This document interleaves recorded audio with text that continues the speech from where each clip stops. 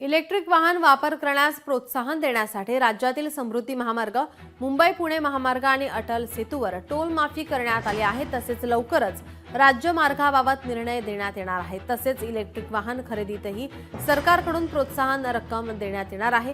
Electric वाहनांना toll माफी करण्यात आल्यामुळे आता भविष्यात जास्तीत जास्त इलेक्ट्रॉनिक वाहने खरेदीवर भर पडण्याची शक्यता आहे। या टोल माफीबाबत अटल सेतूवरून आढावा घेतला आमचे प्रतिनिधी स्वप्नील जाधव यांनी।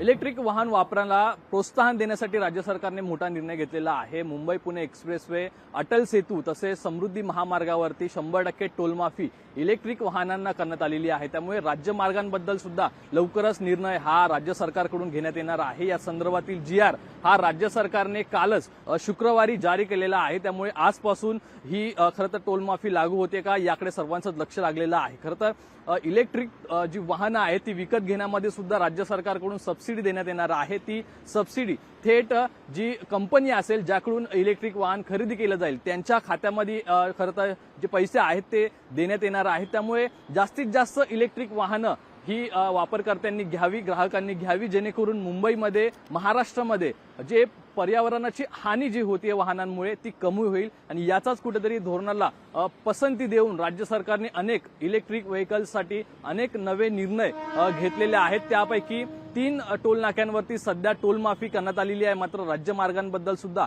लवकरच सुकाणू समितीच्या बैठकीमध्ये टोल माफी संदर्भात निर्णय घेण्यात येणार आहे। त्यामुळे ईव्ही वाहकांना खरं तर हा फार मोठा दिलासादायक असा निर्णय राहणार आहे। कॅमेरा पर्सन निकेश मोरेसह स्वप्नील जाधव, लोकशाही मराठी, मुंबई। लोकशाही मराठी ऐका, पहा, जागरूक रहा।